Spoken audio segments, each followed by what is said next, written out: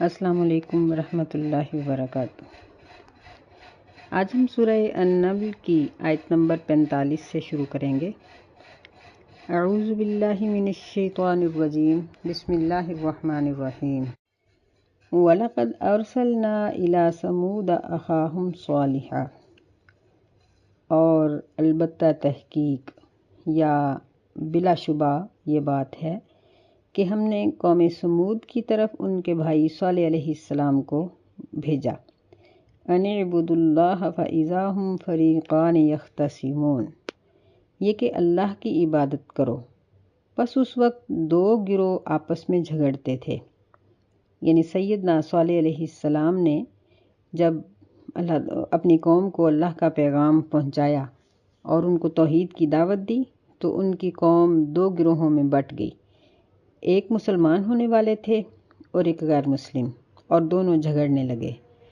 نبی صلی اللہ علیہ وسلم کی قوم کا بھی یہی حال رہا کہ مکہ کے لوگ بھی دو گروہوں میں بٹ گئے، ایک نبی علیہ السلام کے حامی تھے اور ایک مخالفین تھے۔ قال یا قوم لم تستعجلون بالسیئۃ قبل الحسنہ، صالح علیہ السلام نے کہا کہ اے میری قوم، تم برائی کو کیوں جلدی طلب کرتے ہو؟ لما، کیوں؟ تم برائی کو کیوں جلدی طلب کرتے ہو؟ قبل الحسنہ، اچھائی سے پہلے۔ لولا تستغفرون اللہ لعلکم ترحمون، تم اللہ سے بخشش کیوں نہیں مانگتے ہو تاکہ تمہارے اوپر رحم کیا جائے۔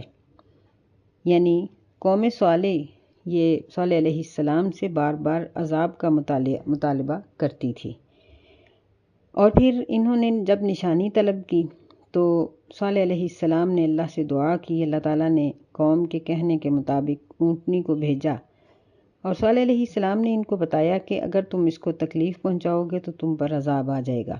یہ واقعہ قرآن مجید میں ہم پیچھے کتنی مرتبہ ہی پڑھائیں، لیکن وہ لوگ باز نہ آئے، انہوں نے اسے قتل کر ڈالا، اور قتل کر کے انہوں نے پھر بھی شرمندہ نہیں ہوئے، بلکہ کہنے لگے قالوا طیرنا بک وبمن معک، قوم نے کہا کہ ہم تیری وجہ سے اور تیرے ساتھیوں کی وجہ سے نحوست سمجھتے ہیں۔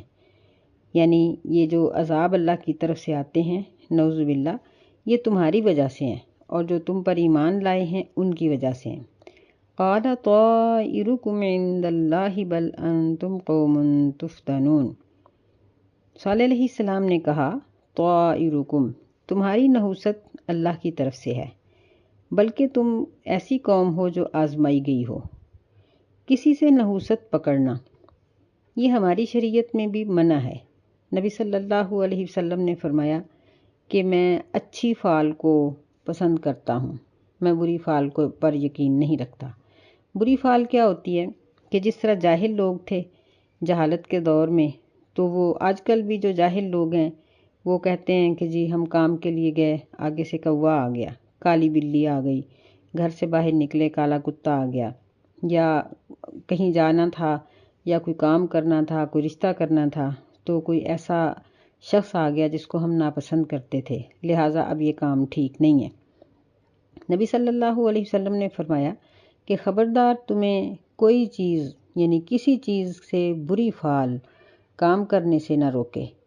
تو فعل نکالنا کسی بھی طریقے سے یہ شرعی طور پر پسندیدہ نہیں ہے، قرآن مجید سے ہو یا تسبیح پر ہو یا عدد لکھ کے ہو یا نام ملا کر، یا جس طرح یہ برج ملاتے ہیں، لکیریں دیکھی جاتی ہیں، کسی بھی طرح کی فعل اسلام پسند نہیں کرتا۔ نبی علیہ السلام نے فرمایا کہ جس کام کو کرنے کا ارادہ کرتے ہو اللہ تعالیٰ سے دعا کرو، استخارہ کرو اور کر گزرو۔ ہاں البتہ اگر کسی چیز سے اچھی فعل لو کہ میں نے یہ کام کرنا تھا تو اللہ کا شکر ہے کہ آپ آ گئے، میرا دل خوش ہو گیا، اب میں اس کو خوشی سے کر لوں گی، تو یہ ٹھیک ہے، اس میں کوئی حرج کی بات نہیں ہے۔ لیکن بری فعل لینا یہ شرعی طور پر سخت منع ہے، اور تقریباً جتنے بھی کافر تھے یہ اپنے نبیوں کو یہی کہتے تھے کہ تمہاری نحوست کی وجہ سے ہمارے اوپر عذاب آتا ہے۔ مدینہ کے منافقین بھی نبی علیہ السلام کو یہی کہتے تھے، حالانکہ مدینہ ایک چھوٹا سا شہر تھا۔ جب نبی صلی اللہ علیہ وسلم تشریف لائے اور ہر علاقے کے لوگ مسلمان ہو کر آئے۔ ہر قسم کی صنعت یہاں آئی، لوگوں کے ذہن، لوگوں کے تجربے مدینہ کے اندر اور مدینہ کی رونق کو بڑھانے کا سبب بنے۔ یہاں کا کاروبار بڑھا، پھر جتنا مال غنیمت آتا تھا اس سب سے مدینہ کی معیشت مضبوط ہوئی۔ لیکن منافقین نبی علیہ السلام کو یہی کہتے تھے۔ تو اللہ تعالیٰ نے فرمایا آپ کو تسلی دینے کے لیے کہ قوم صالح اور دیگر قوموں نے بھی اپنے نبیوں کے بارے میں ایسے ہی تاثرات کا اظہار کیا۔ وَكَانَ فِي الْمَدِينَةِ 9 رَهْطٍ يُفْسِدُونَ فِي الْأَرْضِ وَلَا يُصْلِحُونَ، اور شہر میں 9 بدمعاش رہتے تھے جو زمین میں فساد کرتے تھے اور وہ اصلاح نہیں کرتے تھے۔ رہط کا معنی اصل میں ہوتا ہے 3 سے 10 تک، یعنی اتنے افراد جس میں 10 سے کم ہوں، اگر 10 سے زیادہ ہوں تو پھر ان پہ رہط کا لفظ نہیں بولا جاتا۔ یعنی یہ ایسے بڑے بدمعاش تھے کہ ان میں ہر بندہ ایک گروہ جتنی بدمعاشی کرتا تھا۔ جس طرح اللہ تعالیٰ نے سیدنا ابراہیم علیہ السلام کے بارے میں فرمایا نا، ان ابراہیم کان امۃ قانتا، کہ ابراہیم علیہ السلام ایک فرما بردار جماعت کے برابر تھے۔ یعنی بعض لوگ نیکی میں اتنے مضبوط ہوتے ہیں کہ وہ اکیلے ہی ایک جماعت کے برابر کام کرتے ہیں، اور ایسے ہی بعض لوگ برائی میں اس قدر مضبوط ہوتے ہیں کہ اکیلے ہی بہت سے لوگوں کے برابر شرارت اور فساد کر جاتے ہیں۔ تو یہ 9 بدمعاش جو تھے، 9 افراد، یہ ہر ایک اپنے طور پر اپنی بدمعاشی میں کئی لوگوں کے برابر تھا۔ کہنے لگے کہ اللہ تعالیٰ فرماتے ہیں کہ یفسدون فی الارض، یہ زمین میں فساد کرتے تھے، ولا یصلحون، اور کوئی بھی اصلاح کا کام نہیں کرتے تھے۔ یعنی ایک تو یہ ہوتا ہے نا کہ کوئی کام برا اور کوئی اچھا، بڑے بڑے برے لوگ ہوتے ہیں لیکن ان سے کوئی نہ کوئی اچھے کام ہو ہی جاتے ہیں، لیکن یہ اس طرح کے تھے کہ انہوں نے کبھی بھی کوئی اچھائی نہیں کی تھی۔ ولا یصلحون، قالوا تقاسموا باللہ لنبیتنہ وأہلہ، وہ کہنے لگے کہ آپس میں قسمیں کھا کر معاہدہ کرو، اللہ کی قسمیں کھاؤ، لنبیتنہ، کہ ضرور ہم صالح علیہ السلام کو ہلاک کر ڈالیں گے۔ یعنی بیتہ کا معنی ہوتا ہے رات کے وقت ایسا کرنا، شبہون مارنا، یعنی رات کو ان پر حملہ کرو اور ان کو ہلاک کر ڈالو، وَأَهْلَهُ، اور اس کے اہل خانہ کو بھی۔ ثُمَّ لَنَقُولَنَّ لِوَلِيِّهِ مَا شَهِدْنَا مَهْلِكَ أَهْلِهِ وَإِنَّا لَصَادِقُونَ، پھر ہم اس کے وارثوں کو، رشتہ داروں کو کہیں گے، ما شہدنا، کہ ہم تو حاضر ہی نہیں تھے، مہلک اہلہ، اس کے اہل خانہ کی ہلاکت کے وقت، وَإِنَّا لَصَادِقُونَ، اور بے شک ہم ضرور سچے ہیں۔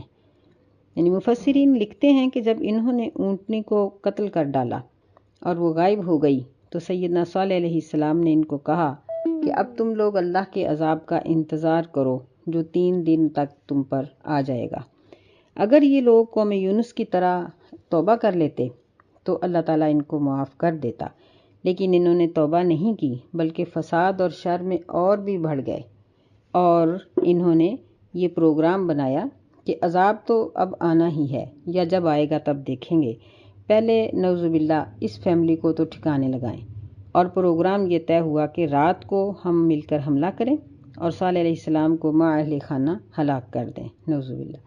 ایسے ہی قریش مکہ نے نبی علیہ السلام کے گھر کو گھیرا تھا، اور ان کا پروگرام بھی یہ تھا کہ ہم سب مل کر یک بارگی حملہ کریں گے تاکہ قریش کے لوگ کسی ایک خاندان کے ساتھ مقابلہ تو کر سکتے ہیں، سب کے ساتھ مقابلہ نہیں کر سکیں گے۔ جب سارے خاندانوں کے افراد مل کر نبی علیہ السلام کے خلاف آپ کے گھر کو گھیر کر حملہ کرنے کا پروگرام بنائے بیٹھے تھے تو اللہ تعالیٰ نے ان کے اس پروگرام کو نامکمل کر دیا اور نبی علیہ السلام کو بحفاظت نکال لیا۔ ایسے ہی سیدنا صالح علیہ السلام کے بارے میں بھی اللہ تعالیٰ یہی بات ذکر کر رہے ہیں کہ جب انہوں نے ان کو ہلاک کرنے کا پروگرام بنایا اور یہ مکر انہوں نے تیار کیا کہ ہم اس کے خاندان والوں کو کہیں گے کہ ہم تو موجود ہی نہیں تھے، تو اللہ فرماتے ہیں وَمَكَرُوا مَكْرًا وَمَكَرْنَا مَكْرًا، کہ انہوں نے مکر کیا، زبردست قسم کا مکر کرنا، اور ہم نے تدبیر کی مکرن، بڑی مضبوط قسم کی، وَهُمْ لَا يَشْعُرُونَ، اور وہ نہیں سمجھتے تھے۔ فَانظُرْ كَيْفَ كَانَ عَاقِبَةُ مَكْرِهِمْ، پس دیکھو کہ ان کے مکر کا کیا انجام ہوا۔ انا دمرناہم وقومہم اجمعین، ہم نے ان کو ہلاک کر ڈالا اور ان کی تمام قوم کو بھی ہلاک کر دیا۔ یعنی جس رات انہوں نے سیدنا صالح علیہ السلام کے گھر پر حملے کا منصوبہ بنایا تو اس منصوبے سے پہلے ہی اللہ تعالیٰ نے ان کے اوپر عذاب طاری کر دیا کہ ایک چیخ کی آواز آئی جس کی وجہ سے زبردست قسم کا زلزلہ نمودار ہوا اور وہ لوگ اپنے گھروں میں گھٹنوں کے بل گر گئے کہ اٹھ کر کہیں بھاگ بھی نہ سکے۔ فَتِلْكَ مَصَابِيُّتُهُمْ خَاوِيَةٌ، پس یہ ہیں ان کے گھر، خاویۃ بما ظلموا، یہ خالی ہیں یا اس کا معنی ہے گرے ہوئے، یعنی گر چکے ہیں۔ یہ ان کے گھر گرے ہوئے ہیں اس وجہ سے کہ انہوں نے ظلم کیا۔ ان فی ذلک لآیۃ لقوم یعلمون، بے شک اس میں علم رکھنے والی قوم کے لیے ضرور نشانی ہے، یعنی جو لوگ صاحب علم ہیں وہ اس سے اللہ کی قدرت کو پہچانتے ہیں۔ وَأَنجَيْنَا الَّذِينَ آمَنُوا وَكَانُوا يَتَّقُونَ، اور ہم نے ایمان والے لوگوں کو نجات دے دی اور وہ پرہیزگار تھے، یعنی صالح علیہ السلام سمیت اللہ تعالیٰ نے قوم کے متقی لوگوں کو نجات دے دی۔ وَلُوطًا إِذْ قَالَ لِقَوْمِهِ أَتَأْتُونَ الْفَاحِشَةَ وَأَنْتُمْ تُبْصِرُونَ، اور لوط علیہ السلام جب انہوں نے اپنی قوم کو کہا کہ کیا تم فحاشی کی طرف آتے ہو اور تم بصیرت رکھنے والے ہو۔ اس کا معنی بصیرت بھی ہے اور بصارت بھی ہے کہ یعنی لوط علیہ السلام کی قوم اگرچہ یہ مشرک تھی لیکن اس سے بڑا جرم ان کا یہ تھا کہ یہ آپس میں مرد مردوں کے ساتھ شادیاں کرتے تھے۔ تو فرمایا کہ تم بصیرت رکھنے والے ہو، یعنی تمہاری عقل اس پر کام نہیں کرتی کہ تم فطرت کے خلاف کام کرتے ہو اور ایسی بہیمیت اختیار کرتے ہو کہ جو جانور بھی نہیں کرتے، جانوروں سے بھی بدتر ہو۔ اگر ہم اس کا معنی بصارت پڑھیں تو پھر مطلب یہ ہے کہ تم ایک دوسرے کی آنکھوں کے سامنے یعنی بغیر پردہ کیے تم اس طرح کا کام کرتے ہو کہ اللہ تعالیٰ نے ان کے بارے میں ایک جگہ پر فرمایا قرآن مجید میں کہ یہ اپنی مجلسوں کے اندر اس برائی کا ارتکاب کرتے تھے، یعنی مجلسوں میں جب وہ اس برائی کو کرتے تھے تو ان کو کسی قسم کی حیا اور پردے کی ضرورت نہیں ہوتی تھی۔ أَإِنَّكُمْ لَتَأْتُونَ الرِّجَالَ شَهْوَةً مِّن دُونِ النِّسَاءِ، کیا تم مردوں کے پاس آتے ہو شہوت سے بیویوں کے علاوہ؟ بل انتم قوم تجہلون، بلکہ تم جاہل قوم ہو، یعنی جہالت ہے تم میں، علم کی کمی ہے اور شعور کی کمی ہے۔ فما كان جواب قومه الا ان قالوا اخرجوا آل لوط من قريتكم، پس اس کی قوم کا کوئی بھی جواب نہ تھا مگر انہوں نے کہا کہ لوط علیہ السلام اور ان کی آل کو، ان کے خاندان کو نکال دو، من قریتکم اپنی بستی سے، انہم اناس یتطہرون، بے شک یہ پاک لوگ ہیں، یعنی تنزیہ طور پر کہنے لگے کہ یہ بڑے پاک ہیں، یہ ہمارے درمیان رہنے والے نہیں ہیں، ان کو یہاں سے نکال دو۔ فَأَنْجَيْنَاهُ وَأَهْلَهُ إِلَّا امْرَأَتَهُ قَدَّرْنَاهَا مِنَ الْغَابِرِينَ، پس ہم نے لوط علیہ السلام کو نجات دے دی اور اس کے اہل خانہ کو بھی دے دی، مگر اس کی بیوی ہم نے اس کا اندازہ کیا کہ وہ پیچھے رہنے والوں میں سے ہے، یعنی اس کے دل میں گناہگاروں کی ہمدردی، بعض کہتے ہیں کہ یہ خائنہ تھی، اسی نے اپنی قوم کو بتایا تھا کہ آج ہمارے گھر میں نوجوان آئے ہیں، تو قوم ان پر ٹوٹ پڑی، اس وجہ سے اللہ تعالیٰ نے اس کو بھی ساتھ ہی ہلاک کر دیا۔ وَأَمْطَرْنَا عَلَيْهِمْ مَطَرًا، اور ہم نے ان کے اوپر ایسی بارش برسائی جو بہت ہی بری تھی۔ فَسَاءَ مَطَرُ الْمُنذَرِينَ، پس بری بارش تھی ڈرائے گئے لوگوں کی۔ تو یہ قوم لوط، ان کا یہ فعل اس قدر بدترین تھا کہ اللہ تعالیٰ نے اس قوم کو ہلاک کرنے کے ساتھ ساتھ ان کی زمین کو بھی ختم کر دیا، کہ زمین کو بھی ڈبو دیا گیا، اور اس قسم کے تمام افعال جو لوگ کرتے ہیں، مطلب وہ اپنی اس ضرورت کو جیسے بھی غلط طریقے سے پورا کرتے ہیں، یہ تمام لوگ اسی قوم کے جرم میں شامل ہیں اور اللہ تعالیٰ کے نزدیک بدترین ہیں۔ اللہ تعالیٰ نے یہاں پہلے سیدنا سلیمان علیہ السلام اور ان کے والد محترم داؤد علیہ السلام کا ذکر کیا کہ یہ دونوں اللہ تعالیٰ کے مطیع اور فرما بردار اور بہت ہی وفا شعار بندے تھے۔ اور اسی طرح پھر اللہ تعالیٰ نے آگے ملکہ سبا کا ذکر کیا کہ یہ اگرچہ غلط راہ پر چلنے والی عورت تھی، لیکن جب اس نے شعور کی آنکھ کھولی، اس نے توبہ کی، تو اللہ تعالیٰ نے اس کی توبہ کو قبول فرمایا۔ اور پھر اسی ان کے ان کی ضد میں ان کے الٹ دو ایسی قوموں کا تذکرہ کیا کہ جنہوں نے اکڑ دکھائی اور اپنے گناہوں پر جمے رہے، تو اللہ تعالیٰ نے ان کو نیست و نابود کر دیا۔ ایک صالح علیہ السلام کی قوم اور دوسری لوط علیہ السلام کی قوم، کہ دونوں قومیں بدترین طریقے سے ہلاک کر دی گئیں۔ قُلِ الْحَمْدُ لِلَّهِ وَسَلَامٌ عَلَىٰ عِبَادِهِ الَّذِينَ اصْطَفَىٰ، کہہ دیجئے کہ سب تعریف اللہ کے لیے ہے اور سلام ہے اس کے بندوں پر، الَّذِينَ اصْطَفَىٰ، جو چنیدہ ہیں، اللہ تعالیٰ نے جن کو چن لیا ہے یا جن کو پسند کیا ہے۔ اللہ خیر اما یشرکون، کیا اللہ بہتر ہے یا وہ جس کو وہ شریک ٹھہراتے ہیں؟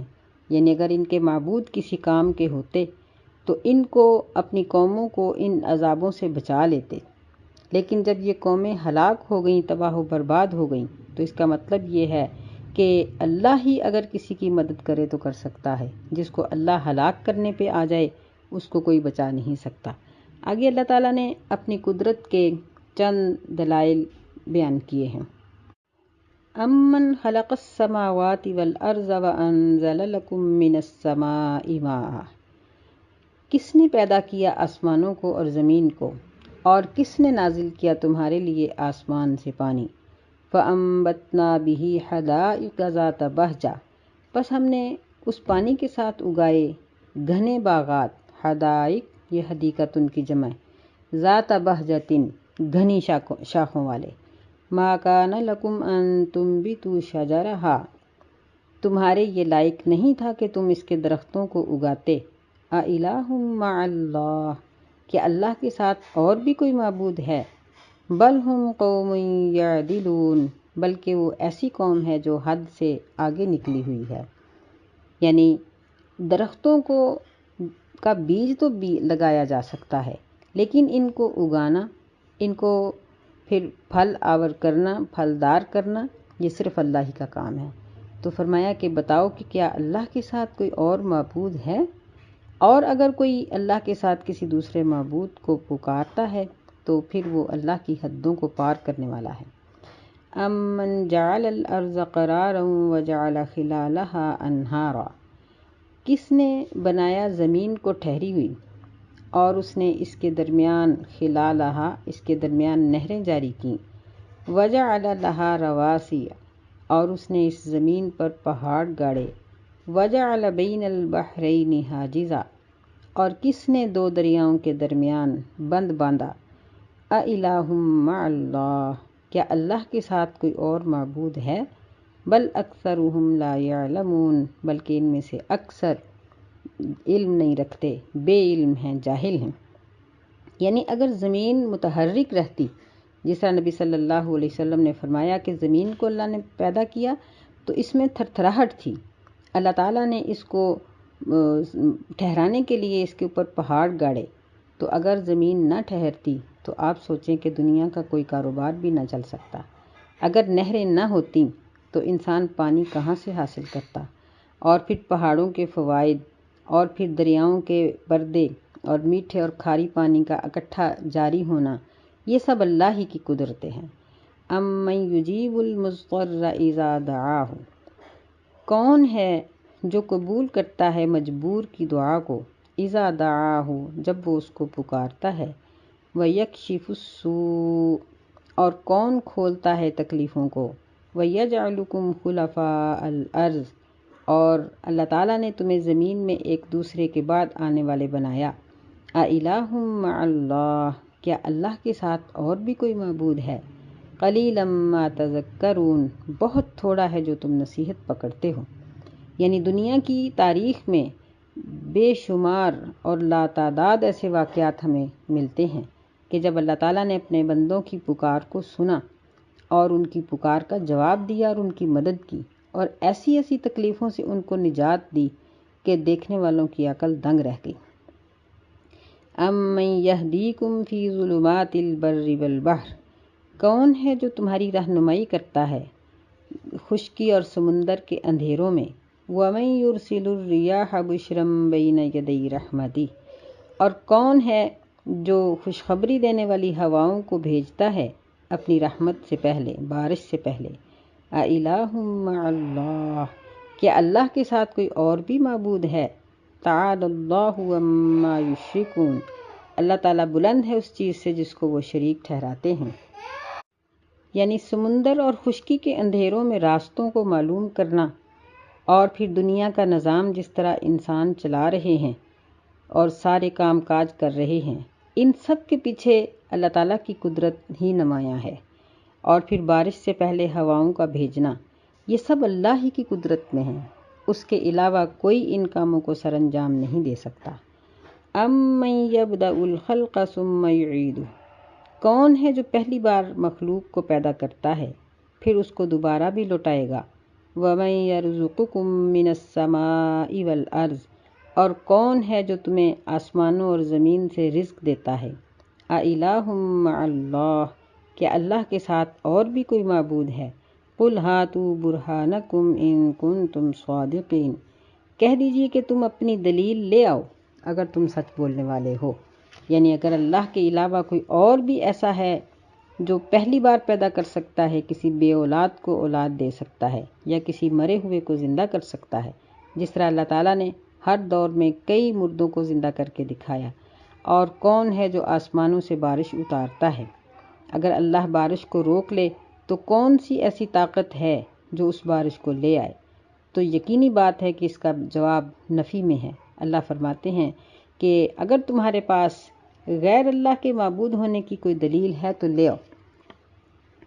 قُل لَّا يَعْلَمُ مَن فِي السَّمَاوَاتِ وَالْأَرْضِ الْغَيْبَ إِلَّا اللَّهُ، کہہ دیجئے کہ آسمانوں اور زمین میں کوئی بھی ایسا نہیں جو غیب جانتا ہو سوائے اللہ تعالیٰ کے۔ وَمَا يَشْعُرُونَ أَيَّانَ يُبْعَثُونَ، اور وہ نہیں شعور رکھتے کہ ان کو اٹھایا بھی کب جائے گا۔